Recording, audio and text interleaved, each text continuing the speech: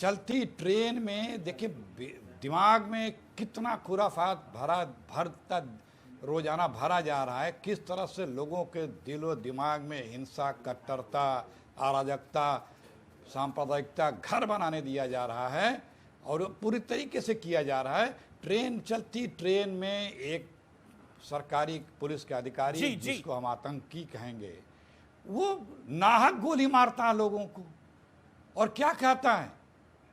ये माइंडसेट कहां से आ रहा है? क्यों लोग इस तरह के होते जा रहे हैं?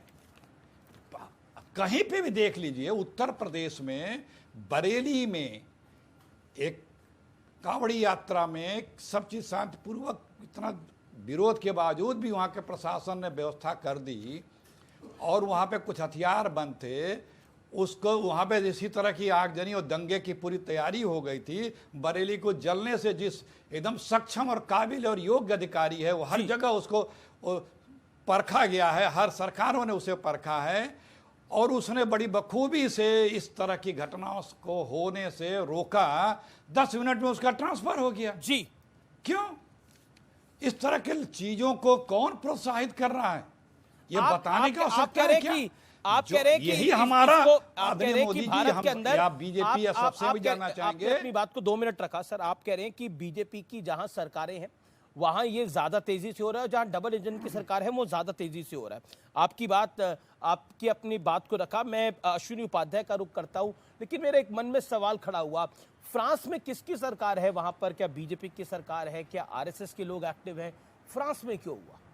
मैं जानना चाह रहा हूं आपसे अखिलेश जी, अगर आप इसके बारे में कुछ प्रकाश डाल पाए। फ्रांस में क्यों हुआ? पैटर्न सेम था, लगभग एक जैसा। फ्रांस में तो ये 10 दिन तक चला। आपको तो मैं ये तो मैं नहीं कह सकता कि ये आप बड़े मूर्खतापूर्ण सवाल कर रहे हैं। मैं ये तो नहीं कह सकता कि ये कितना मूर्खतापूर्ण सवाल है। मैं जरूर ये कहूंगा कि किस तरह से चतुराई से बात को कहां से कहां लगाया जा रहा है।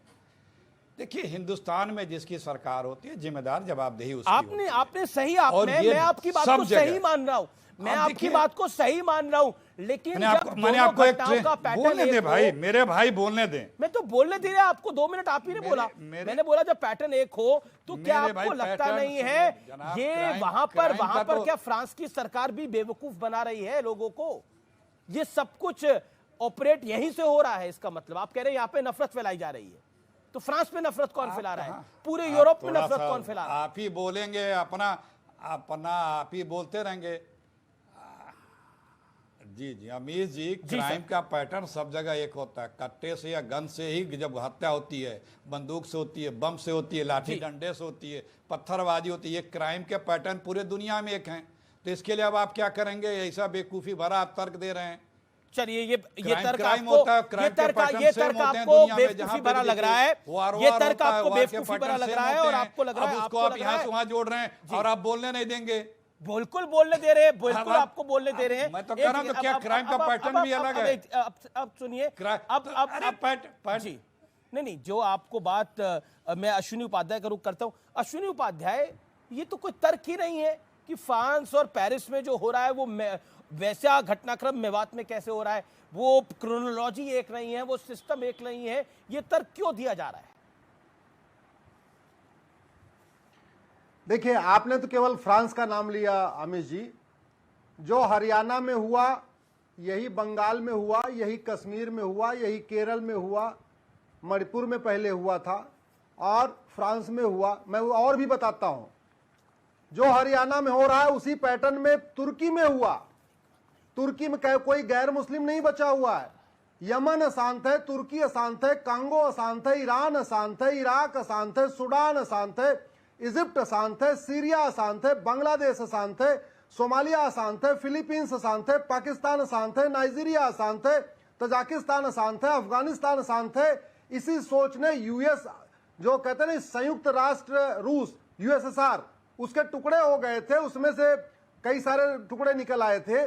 तो ये एक सोच है। और सोच क्या है मैं आपको बस 30 सेकंड के अंदर बताता हूं जी। मैं हनुमान जी का पुजारी हूं, लेकिन कभी नहीं कहता केवल हनुमान जी ही पूजा के लायक हैं। अखिलेश प्रताप सिंह भी शायद शंकर जी की पूजा करते होंगे, लेकिन ये कभी नहीं बोलते केवल शंकर जी ही पूजा के लायक हैं।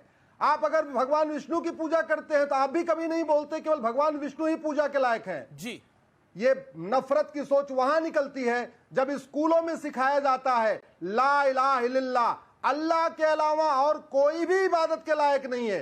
ये जब छोटे छोटे बच्चों को सिखाया जाएगा तो समस्या बड़े होने पे बढ़ेगी।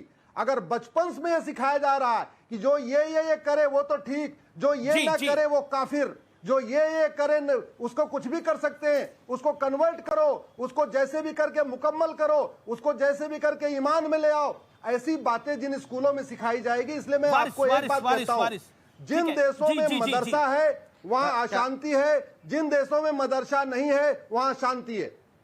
ओके, वारिस पठान। देखिए अमीश भाई, सुना मैंने सबकी बात। अब फ्रांस में क्या हो रहा है, रशिया यूक्रेन से क्यों लड़ रहा है, यूक्रेन रशिया से क्यों लड़ रहा है, नाइगर में नया प्रेसिडेंट आने के बाद में फ्रांस को यूरेनियम देने से क्यों बंद कर दिया, मुझे इससे कोई लेना देना नहीं है। मैं तो अमीश भाई, है प्रीत जहां की रीत सदा, मैं गीत वहां के गाता हूं, भारत का रहने वाला हूं, भारत की बात बताता हूं जी। और आपके चैनल पर मैं ये कहना चाहता हूं कि जो नू मेवाट हरियाणा में हो रहा है, इसकी पूरी जवाबदारी भाजपा सरकार की है। ये पुलिस प्रशासन इंटेलिजेंस का टोटल फेलियर है।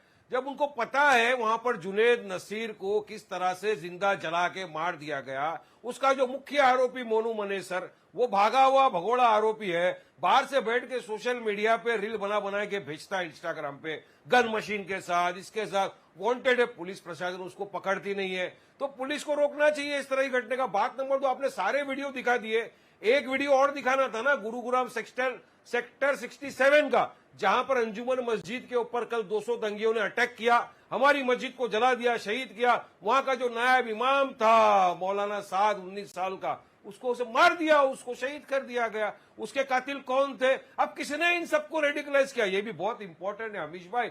ये रेडिकलाइज होने की वजह ये कि आप और हम जो देख रहे हैं ना टीवी पे, कि रास्ते में पुलिस के सामने खड़े होके दंगाई नारे लगा रहे हैं, जब मुल्ले काटे जाएंगे, राम राम चिल्लाएंगे।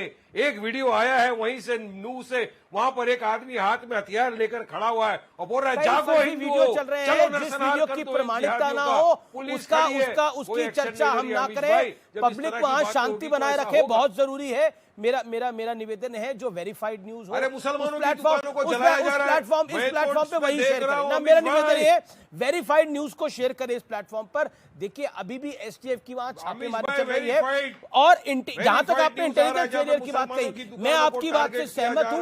इंटेलिजेंस का बड़ा फेलियर था, लेकिन जो लोग ये कहते हैं कि फ्रांस और मेवात को आपस में जोड़ना बेवकूफी है, एक्चुअली वो बेवकूफ आपको लोगों को बना रहे हैं। एक्चुअली वो बेवकूफ पब्लिक को समझते हैं, आपको समझते हैं व्यूअर्स। और वो क्यों समझते हैं, इस कार्यक्रम के दौरान ये साबित होगा। वो देश की जनता को मूर्ख क्यों बनाने का प्रयास करते हैं, मैं इस कार्यक्रम के दौरान वो साबित होगा सब कुछ इसी कार्यक्रम के अंदर। रिजवान, पहली बात जो इस समय इंपॉर्टेंट है, एसटीएफ की छापेमारी हो रही है, लेकिन सिस्टम का फेलियर तो है।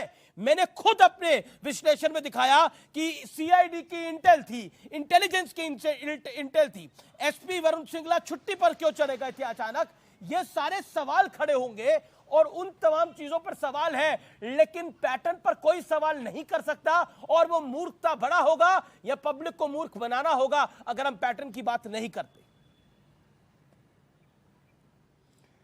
हाँ बीच भाई, जय हिंद, वंदे मातरम। देखिए जहां तक बाहर के देशों की बात करना है, तो अभी 4 दिन पहले मैं ओवैसी साहब का एक इंटरव्यू देख रहा था एक चैनल पर, इंग्लिश चैनल पर।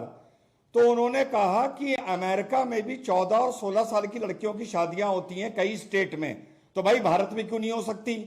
तो जैसा वारिस भाई ने बोला, मैं हूं यहाँ की प्रीत, यहाँ की गाता हूं, तो ये बात भाई ओवैसी साहब से बताओ कि अगर लड़कियों की शादी की उम्र डिस्कस होनी है तो अमेरिका की स्टेट्स में क्या एज है उसको डिस्कस ना करें, भारत की बात करें। पहली चीज देखिए, मान लेते हैं कि पैटर्न एक है, मान लेते हैं। अभी हरियाणा के जब आप बाइट दिखा रहे थे, अनिल विज साहब ने कहा कि मेवट में हिंदू मुसलमान हमेशा बड़े प्यार से साथ रह रहे थे। अरे भाई, यही एक आप में होम मिनिस्ट्री साहब को ज्ञान नहीं है अपने हरियाणा का। मेवट का पूरा इतिहास सेंसिटिव है, इतिहास कम्युनल है। जस्टिस पवन कुमार की रिपोर्ट आ चुकी है कि मेवट में मुसलमानों ने दलितों का जो हाल किया है वो पाकिस्तान में हिंदू माइनॉरिटी का इतना बुरा हाल नहीं हुआ है। ये मैं नहीं बता रहा हूं, ये जस्टिस पवन कुमार की 2020 की रिपोर्ट है।